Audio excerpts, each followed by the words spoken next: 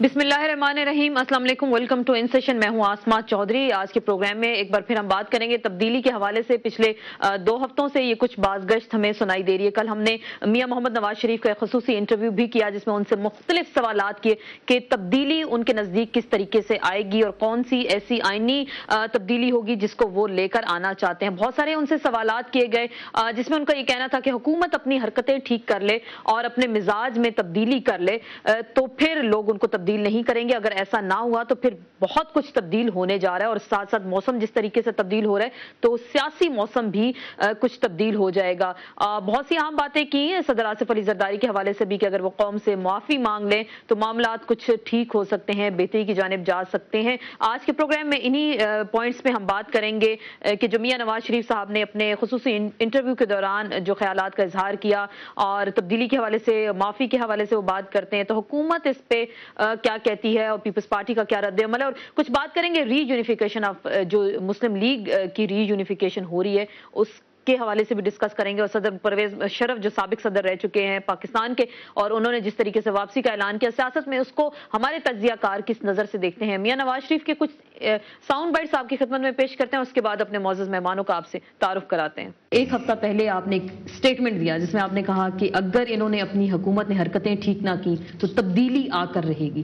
تبدیلی کیسے آئے گی، اس تبدیلی کو ڈیفائن کر سکتے ہیں؟ اگر عوام پاکستان کے جو اپنے لیے تبدیلی چاہتے ہیں، ان کی اقتصادی صورتحال تبدیل ہونی چاہیے جو اس وقت بالکل خراب سے خراب تر ہوتی چلی جا رہی ہے۔ اگر وہ تبدیلی نہ آئی تو پھر یہ تبدیلی ناگزیر ہو جائے گی۔ کون لائے گا؟ تبدیلی آئے گی اگر میں نہیں بولوں گا، آپ نہیں بولیں گے تو کوئی پاکستان کے عوام بولیں گے، جو کہ اس وقت بولنا شروع ہو گئے ہیں۔ زرداری صاحب، اچھا ہوتا کہ الیکشن لڑنے سے پہلے اپنی لوٹی ہوئی دولت پاکستان لے آتے، اپنی غلطیوں کا اعتراف کر لیتے تو پھر معاملات سیٹل ہو جاتے۔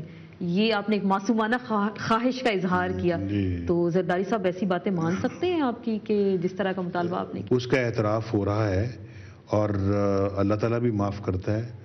اللہ کہتا ہے کہ مجھ سے جتنی دفعہ معافی مانگو گے میں معاف کروں گا۔ اس کا مطلب زرداری صاحب معافی مانگے رہے تو معاملہ ٹھیک ہو جائے گا، تو انسان بھی ایک دوسرے کو معاف کرتے ہیں۔ اور پھر اللہ تعالیٰ یہ بھی کہتا ہے کہ اگر کسی کا آپ نے حق مارا ہو تو مجھ سے معافی مانگنے سے پہلے جس کا حق مارا اس سے معافی مانگو۔ تو اگر قوم کا حق مارا تو قوم سے معافی مانگے، پھر اللہ بھی معاف کر دے گا۔ جی ناظرین، آپ نے دیکھا میاں محمد نواز شریف صاحب نے کہا کہ اگر زرداری صاحب قوم سے معافی مانگ لیں تو اللہ سے بھی معافی مانگ لیں تو معاملات ٹھیک ہو سکتے ہیں اور تبدیلی اب ناگزیر ہو چکی ہے۔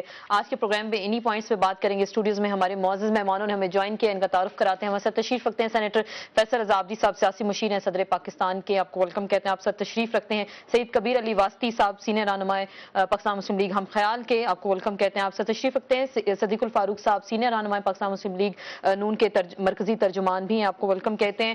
لاہور اسٹوڈیو سے ہمیں جوائن کریں گے مجیب الرحمان شامی صاحب، سینئر تجزیہ کار ہیں، کالمنسٹ ہیں، آپ کو بھی ویلکم کہتے ہیں۔ السلام علیکم شامی صاحب، آپ سے گفتگو کا آغاز کرتے ہیں۔ میاں نواز شریف صاحب کے آپ نے 2-3 ساؤنڈ بائٹ سنے، تبدیلی ناگزیر ہو چکی ہے اور انہوں نے کہا کہ تبدیلی جلد سے جلد ہو سکتا ہے ہو جائے، اور زرداری صاحب قوم سے معافی مانگ لیں تو معاملات ٹھیک ہو سکتے ہیں۔ آپ کیا دیکھ رہے ہیں کہ تبدیلی کی جو ہلچل اس وقت سنائی دے رہی ہے یہ کس حد تک ممکن ہے، اور میاں صاحب کا ویژن آپ نے جو ان کی گفتگو سنی اس میں آپ کو کلیئرٹی لگ رہی ہے کہ تبدیلی واقعی آنے والی ہے اس وقت؟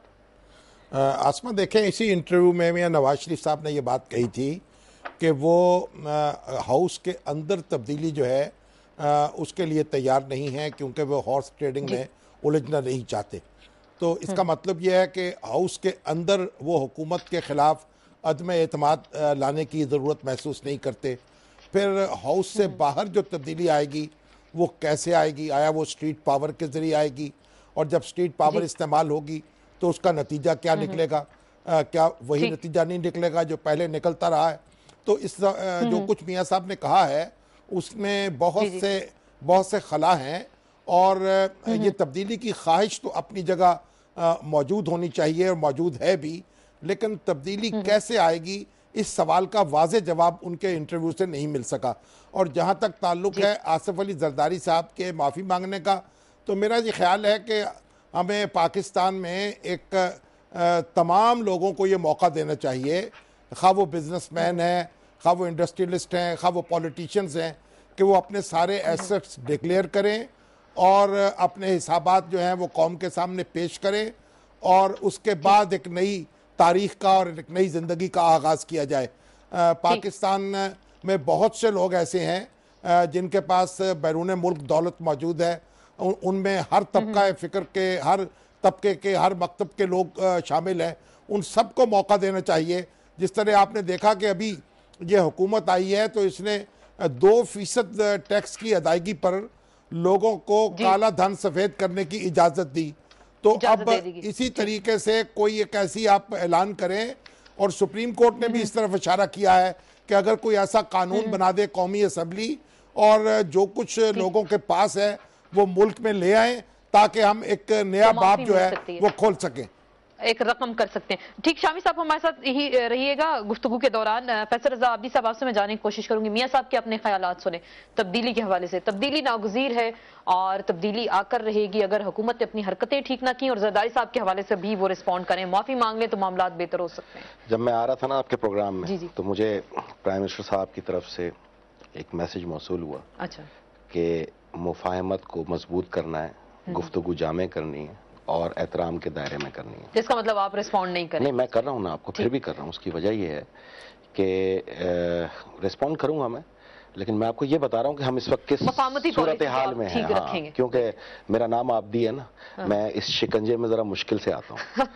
ٹھیک ہے، تو میں آپ کو یہ بتا رہا تھا کہ ایک تو میں نے پوری تقریر ان کی سنی نہیں جو کل آپ سے انٹرویو ہوا ان کا. آپ نے جتنا دکھایا، اب اس کا کیا تھا حاصل وصول یہ بھی مجھے نہیں پتا کس گفتگو میں یہ بات ہوئی، لیکن یہ شامی صاحب کی بات صحیح ہے کہ جامع گفتگو نہیں ہے. تبدیلی کا اگر انہوں نے عوام کی طرف اشارہ کیا ہے تو ظاہر سی بات ہے الیکشنز عوامی لاتی ہے تبدیلی. تو مڈ ٹرم لگ رہے ہیں آپ کو؟ مڈ ٹرم کیوں ہوں گے جی؟